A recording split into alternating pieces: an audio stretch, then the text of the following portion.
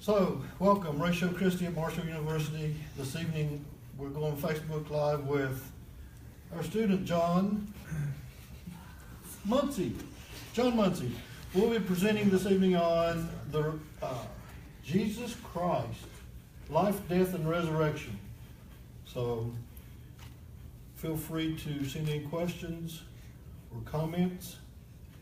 We'll be taking questions and having small discussions if they so arise during his presentation.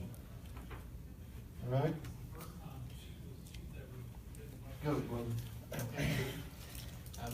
Facebook, I'm just going to let you know, I'm very nervous, so bear with me. So this presentation, it has three premises. And again, we're not necessarily focusing on other issues, but three premises that we have are that one, Jesus Christ was a real historical person. He was a real historical figure. Two, that his tomb was found empty after his crucifixion. And three, it is the most plausible and probable explanation that Jesus Christ rose from the dead bodily.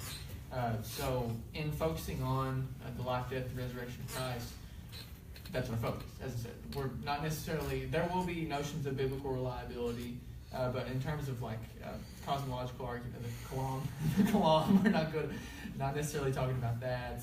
Teleological argument, it's more so focusing on the historical data for Jesus Christ's resurrection. So to begin, the first premise is that Jesus was a real historical figure. And the data that we have to support this is that one, we have extra biblical testimony to support this. And I've chose two examples for this presentation. The first one is the testimony of Tacitus. Now, Tacitus was a Roman historian who wrote, I believe, in the early 2nd century at the beginning. And in his writing where he mentions Jesus Christ, he is talking about the Neronian persecution of the Christians, in which Nero blames the fire that I believe he was the one that set it in Rome. He blames that on the Christians.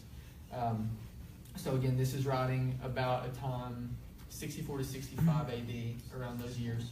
And Tacitus uses the words, Christus, the founder of the name, was put to death by Pontius Pilate, procurator of Judea in the reign of Tiberius. So again, he is making it, there's a lot more in that notion in his historical writing, but that is a specific reference to, there's only one person that would go by Christ, who would be crucified under Pontius Pilate at the time of Judea during the reign of Tiberius. It really narrows it down. And the passage it's got a strong anti-Christian tone to it, so that makes many historians believe that it is historically reliable.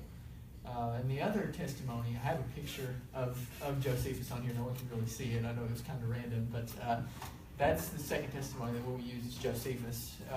Now, there's a lot of controversy about his testimony in that there's one version of it that it says, Now there was a man named Jesus, if it be lawful to call him a man, who was the Messiah, and it's making explicit claims that make it sound very Christian. However, Josephus lived his life as a non-Christian Jew, never converting to Christianity, so many people believe that this was tampered with by later Christians. However, that still does not discount the fact that it would probably say something, the original writing, the original testimony of Christ probably said something like this. At this time, there was a wise man called Jesus, and his conduct was good, and he was known to be virtuous. Many Jews and people from other nations became his disciples. That's reference to the Gentiles becoming Christians in the book of Acts. Pilate condemned him to be crucified and die. His disciples reported that he had appeared to them 3 days after his crucifixion, and that he was alive. So that's probably close to what the original Joseph's testimony sounded like. Other sources, Jesus is mentioned in many different independent Christian sources. So he's mentioned in the Gospel of Mark, he's mentioned in the Gospel of John, he's written about by the Apostle Paul. And Bart Ehrman, good old Bart Ehrman, he's a former evangelical Christian who is now an agnostic New Testament textual critic. And he himself wrote in a brief introduction to the New Testament, no one person or group could have made up Jesus. Now, this is one of my favorite things in terms of New Testament study, and even Old Testament study. It's called the criterion of embarrassment. It's called embarrassing testimony.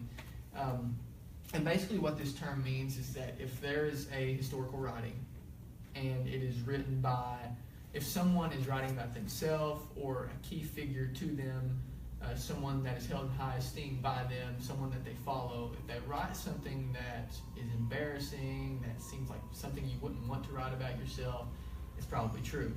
And you will see in reading through the text in the New Testament or the Old Testament that there's a ton of embarrassing testimony. And to me, that says, personally, I think that says that the Old Testament writers and New Testament writers were concerned with historical truth. They're very concerned with historical truth. And we can find examples in the Gospels of the embarrassing testimony. I'm going to use the Gospel of Mark since a lot of this comes from the Gospel of Mark, since a lot of New Testament scholars prefer to use the Gospel of Mark in terms of data. For one, Jesus' own family calls him crazy. That is an example of embarrassing testimony that's found in Mark chapter 3. Whenever they say he's beside himself, whenever he's preaching.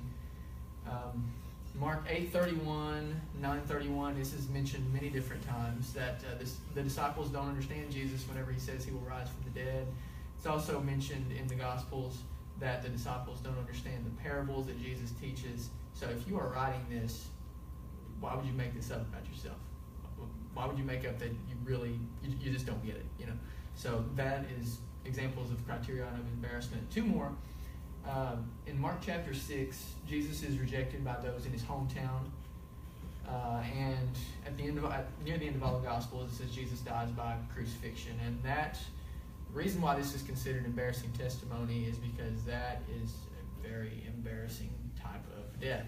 Because pretty much what happened is that you were hung from a wooden cross or stake. You were hung naked in front of everybody.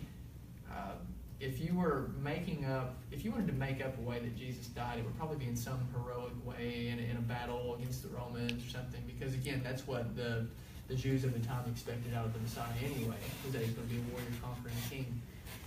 So again, if someone is trying to make something up about Jesus, then they weren't doing a very good job with those examples. Now, the second premise is that the tomb of Jesus was found empty after his crucifixion, after 3 days, by women. So after Jesus died, he was buried in the tomb of a disciple named Joseph of Arimathea.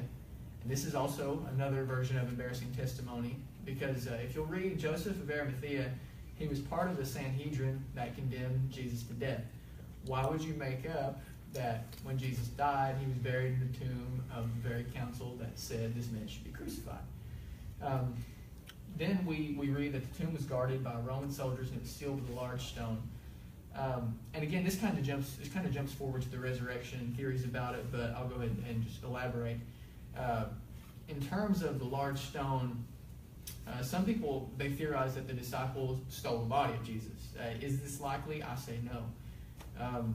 For one, the disciples were depressed and scared. They were locked away in a house for fear of being killed after the death of Jesus. That's another embarrassing testimony. Do you make that up about yourself, that you locked in a house, afraid, even after Jesus himself said he would rise after 3 days? Then the question becomes, could they take the Roman soldiers in a fight? Bunch of scaredy cats who just went hiding. Highly doubt that. Then the question becomes, could they roll the stone away unnoticed? Again, highly unlikely. And William Lane Craig elaborates. He said this theory has not even been used since the early 1800s. And another thing about this that would really eliminate the possibility of the disciples stealing the body is the type of penalties that the Roman soldiers would face for not fulfilling their duty. Now, as a Roman soldier, a very strict, a very tough job. The death penalty can be brought on you for losing weapons, for leaving a night watch, which would be what they've done in this case, or betrayal of plans to their enemies. So they would have met the death penalty for not guarding the tomb of Christ correctly. And one type of Roman death penalty that they would face is that the person who would receive the capital punishment, they would have their clothes stripped off of them, and the clothes would be set on fire, and then they would set the traitor or person that's being punished, they would set them on fire with those clothes that had previously been set on fire. So George Curry, he is a historian who is paid, he's really studied Roman military history, Roman military technique. He said that this type of fear this type of fear, these kinds of penalties that they would face, created a flawless attention to duty. And really the last part about the empty tomb is that if you look at the history of Christianity, Josephus is writing about it. Josephus is writing about a faith that has been established by this itinerant preacher from a little radius of 8 miles, probably, or a diameter of 8 miles. So Josephus is writing about this from Rome. That means that Christianity spread very quickly. Now, and you've got these people running around, these Christians running around saying that, oh, Jesus rose from the dead, Jesus rose from the dead. What the one thing in the Sanhedrin, what would they have to do to shut those rumors up? Produce the body of Christ. That's all they have to do. And the body never was produced, because if they could have brought out his body, then, you could just shut it all down right there. It would have all been shut down. Paul says that himself in 1 Corinthians. He said, if Christ has not been raised, your faith is in vain. You're still in your sins.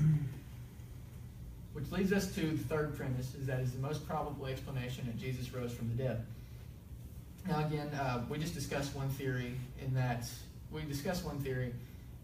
the disciples stole the body, and we found that hasn't been used since the early 1800s. People have really just given up on that. We see that the probability is very low.